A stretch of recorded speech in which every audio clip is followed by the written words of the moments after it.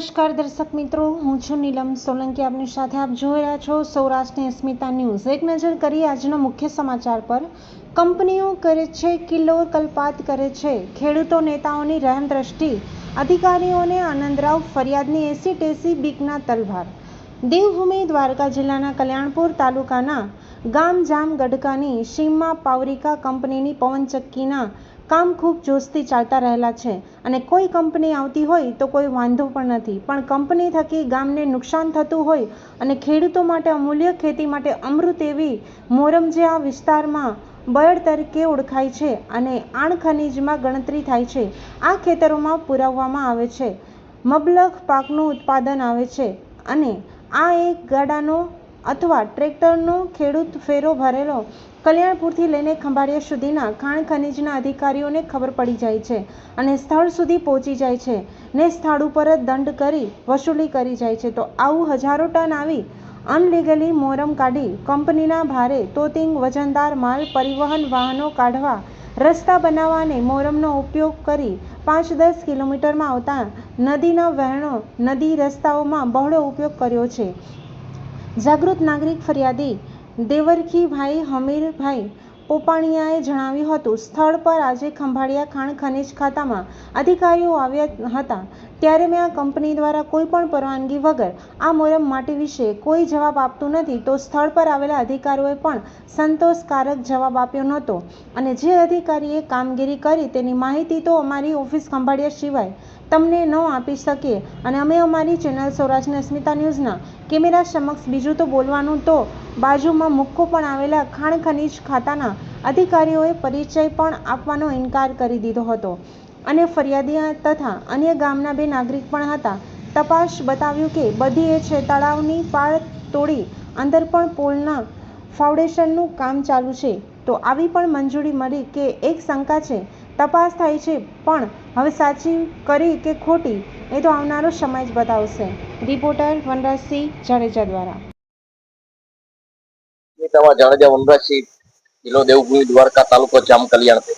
આજે કલ્યાણપુર તાલુકાના જામ ગટકા ગામમાં આવ્યો છું, જ્યાં એક અગાઉ પણ એક ખનીજનો જે ગેરકાયદેસર જે પાવરિકા કંપની છે જે અત્યારે આપણે જોઈ રહ્યા છો, આજે બોલ બધા છે એ નું કામમાં ગેરકાયદેસર જે માટીનું જે ખોદાણ કામ કરી અને જે કૃત્ય કર્યું છે એનું જે આપણે ફરિયાદી છે એને આપણે પૂછીએ કે શું ખરી હકીકત છે. તમારો પરિચય. મારું ગામ પાનેલી, કલ્યાણપુર તાલુકો, દેવરખી અમીર પોપાણીયા મારું નામ. આજથી 1 મહિના પહેલા મેં અરજી કરેલી હતી. અહીં ગેરકાયદેસર ખનન કરતા હતા ત્યારે મેં એ લોકોને કીધેલું કે આ જથ્થો છે એ માપણી કરો અને જે તે સમયે માપણી એ લોકો કરવા આવ્યા ત્યારે ખાલી ખાડાની માપણી કરી હતી, જથ્થાની માપણી બાકી હતી. એટલે એ લોકો આજે 19 તારીખ 19/5/2025 આજે માપણી કરવા આવ્યા અને અલગ અલગ જગ્યાએ બધી જગ્યાએ એને બતાવ્યું કે આ ગેરકાયદેસર ખનન કરેલ છે.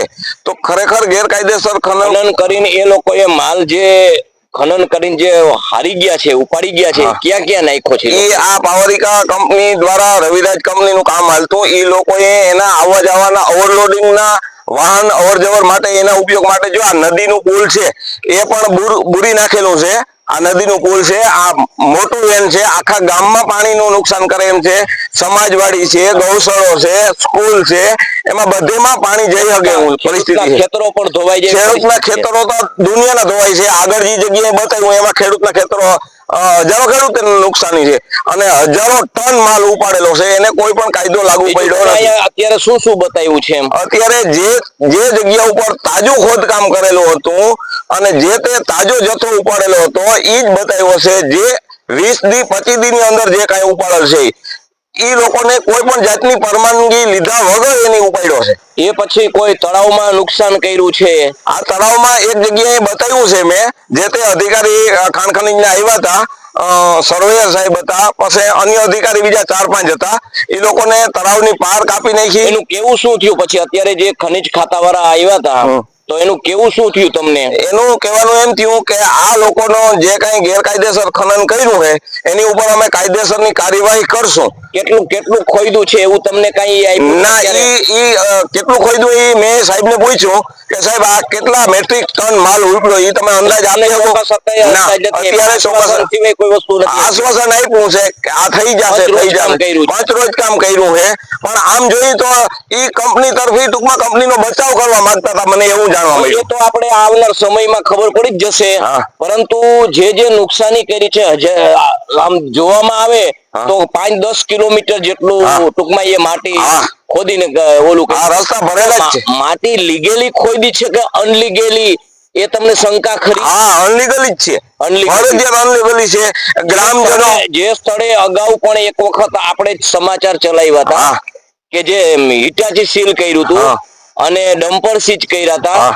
હવે એ જે છે એનું શું તમને આગળ જાણવા મળ્યું? એ લોકોએ ઈ રોજ કામ કર્યું ત્યારે હું ફરિયાદી હતો, છતાંય મને બોલાવ્યો નતો. જે તે સર્વેયર અગાઉ હતા અધિકારી એના દ્વારા કરવામાં આવેલ હતું અને એમાં એવો ઉલ્લેખ કરવામાં આવેલો હતો કે પેલા પરમિટ હતી પણ ખરેખર જે તે સમયે ખોદકામ કરતા હતા ત્યાં કઈ હતું નહીં. સ્થળની તપાસ કઈ રીતે ખરેખર મંજૂરી ક્યાં સ્થળે લીધેલ છે અને ક્યાં ખોદકામ કર્યું છે એવું તમને? જે ખોદકામ કરેલું છે તે સ્થળ ઉપરની કોઈ મંજૂરી લીધેલી જ નથી. બરોબર. મંજૂરી બીજી જગ્યાએથી લીધેલી હતી અને ખોદકામે બીજી જગ્યાએ. હજી લગી તમને કોઈ સંતોષકારક જવાબ નથી મળ્યો? નહીં, કોઈ સંતોષકારક જવાબ નહીં. ધક્કા ખાઓ અને એ લોકો અધિકારીને અમુક ટાઈમે મોકલી દે અને ખાલી જોઈ જાય અને આશ્વાસન આપે. મિત્રો, આજે સ્થિતિ એવી છે કે કંપની રાજની અંદર પબ્લિક પીસાઈ રહી છે, પબ્લિક ડરાઈ રહી છે. કોઈને ગમે તે નુકસાન થાય, કોઈને કઈ પરવા નથી. કોઈ પણ અધિકારી જે પબ્લિકના ટેક્સના પૈસાની અંદરથી જે એને પગાર ચૂકવાય છે અને કામ કરે છે કંપનીનું, તો મારું કેવું એટલું થાય છે કે જો તમે ખરેખર સાચા જ હોય તો જે આ માણસ છે, જે ફરિયાદી છે, એને સંતોષકારક જવાબ કેમ નથી મળતો? તો આનું આગળ શું થાય છે એ તો જોવું જ રહ્યું. સૌરાષ્ટ્રની અસ્મિતા જાડેજા, વનરાજસિંહ, જામ, કલ્યાણપુર. ગ્રામ પંચાયતના સભ્ય. નામ શું અને આપનો પરિચય બતાવો. હું જામ ગઢકાનો વસ્તી પિતા ચાવડા.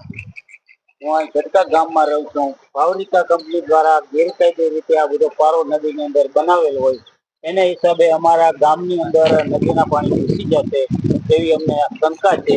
અને આ જો પારો નહીં ઉપાડવામાં આવે બે દિવસમાં આવા પારા જે છે, ગામના નાગરિક, જાગૃત નાગરિક તરીકે તમને પૂછું છું કે આવા પારા જે છે, આવા કેટલી જગ્યાએ નદીની અંદર વહેણ મૂકવામાં આવ્યા છે? જગ્યાએ ઓછામાં ઓછા 10 થી 15 જગ્યાએ. તમે નજરે જોઈએ અમે. નહીં, તમે કોઈ સાહેબ આવ્યા છે આજની તારીખમાં, એ સાહેબ ને બતાવ્યા છે ને? હા, સાહેબ ને બધા બતાવ્યા પારા. બરોબર. તો એનું કેવું શું થયું છે? એ લોકો કે અમે લખી લઈએ છે, બાકી અમને કઈ જવાબ આપ્યો નથી. બરોબર.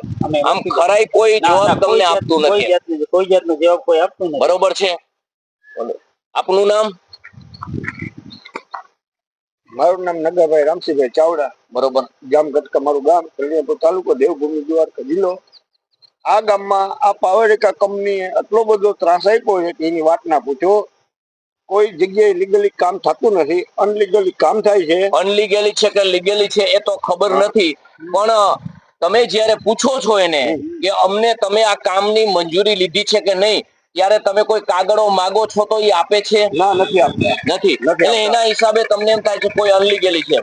બીજો એવું થાય છે, આપણે આ ભાઈનું, આ ગ્રામના રહીશ છે કે અનલીગલી છે.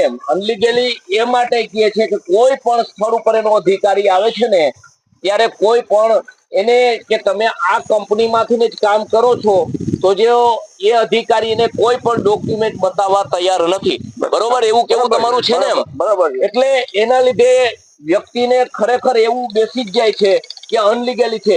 તો મારે કેવું એટલું જ છે કંપનીને કે અને સરકારશ્રીને કે તમે કામ કરવા આપો છો, કામની ભલે મંજૂરી આપે, કંપની આવતી હોય તો કઈ કોઈને વિરોધ નથી, પણ જે તમે કામ કરો છો અને જે લોકોની વચ્ચે કામ કરો છો અને જે તમારે કરવાનું છે એ લોકોની વચ્ચે જ કરવાનું છે, એના ગામની અંદર જ કરવાની છે, તો એને સંતોષકારક જવાબ કેમ નથી આપતા? એમ તમે સંતોષકારક જવાબ નથી આપતા ત્યારે લોકોને એવું થાય છે કે અનલીગલી છે.